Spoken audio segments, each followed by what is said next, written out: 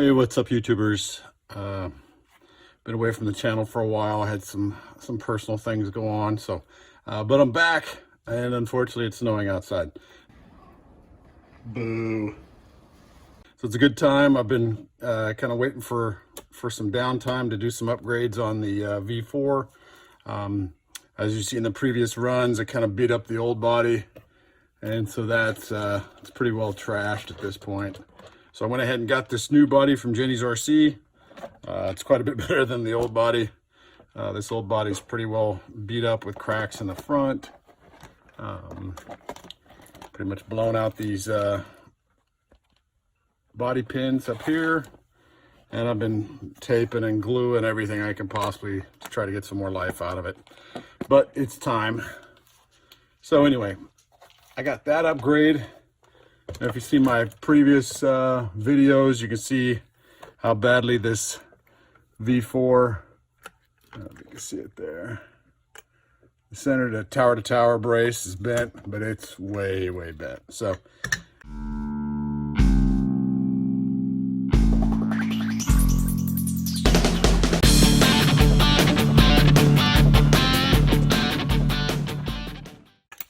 and this chassis is bent.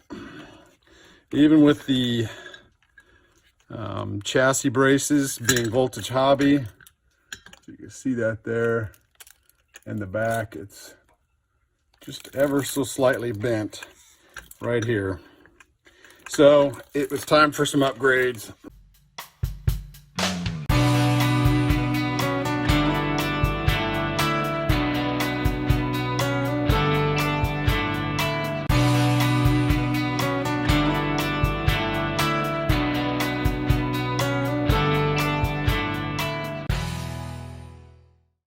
So that's what we're going to be talking about today.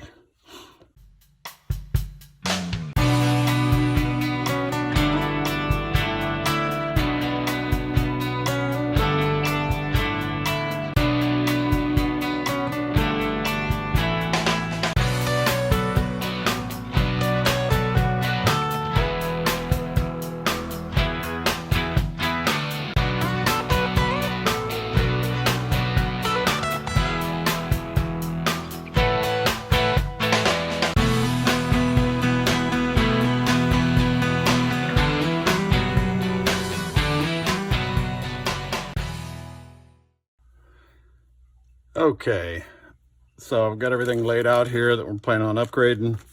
Got the M2C Racing chassis, the Goliath series. I just can't say enough good things. I'm running this on both of my V3 Outcast and V3 Kraton, and I just love it. I mean, it just takes all the abuse you can hand it, and it doesn't bend, doesn't flex, nothing. Comes with the rear skid plate, or I ordered the rear skid plate, excuse me. Big thing I like to do is upgrade these hinge pins. These are tool grade. The stock ones, they just bend and twist, and I'll straighten them, and then I have to just re-straighten them after the next run. So I've had way better luck with these. They do still bend, but I'm able to straighten them with some effort, but then they stay straight for a while until I have another big crash or something like that. So 2 sets of those. Because Voltage Hobbies was backed up, seemed like on all their suspension mounts, I went ahead and just went hot racing again. I have those on my other 2 trucks. I guess I have a mix of Voltage Hobby and hot racing, and I've had good luck with these. I think as long as your chassis, your foundation is stable and it's not moving, it's not going to ask anything more of these. So I've had good luck with these, bottom line. So I just get the 3. I keep the front. Oh, excuse me, I don't have so this is the rear here, and then this is the upper front arm mount. I think I still have the front bell crank mount on order, hasn't come in yet. So anyway, we'll be doing those 2 or those 3, and then on the Kraton specifically, I've learned through many trial and error that the rear diff case, because if you really look at it, the front diff case, it's got the support of not only the actual bulkhead screws here, so the 4 here, but it's got this suspension mount So it's got these additional 2 screws. I think that just helps quite a bit.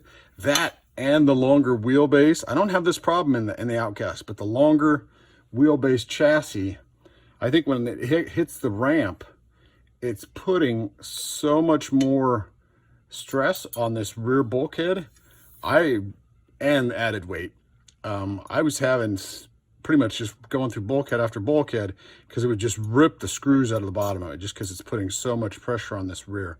So in the Kraton, I've learned, well, I shouldn't say I learned. This is what I adapted to, is running the hot racing aluminum diff case in the rear for the rear diff. I still keep the front plastic stock. I haven't had any issues there, but so we'll be doing that on the rear. And then in the hopes that I'll extend the life of my my actual 2050 kV motor, my BLX stock ARRMA motor, with the added weight and my other V3 Kraton.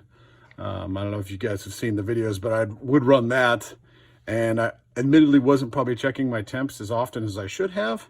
That said, the stator and the inside of the motor just literally melted and came apart. So that seized up, and that's why I ended up going to the Hobby Wing Max 6 combo with the 1650 kV. And I absolutely love that. But, you know, that represents a significant, you know, fairly significant expense on my part. So I'd like to extend the life of my BLX 185 if I can. So I picked up this hot racing cooling fan. So hopefully that will help. I've also, with the added weight, I've gotten by with it so far, but with the added weight, in my previous experience, the center diff cup has been melting on me. It'll just get hot enough, especially with the added weight. I usually add a little bit thicker fluid in the center diff. And so I picked up a hot racing aluminum diff cup. So I'm really hoping, or diff case, I'm hoping that will help kind of keep the temps down too, as that'll dissipate some of the heat. So with that, I also wanted to do an upgrade on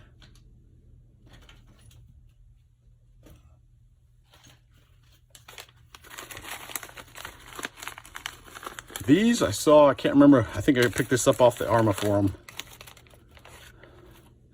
And admittedly, I haven't had this problem since I kind of did the modification that I did. Let me see if I got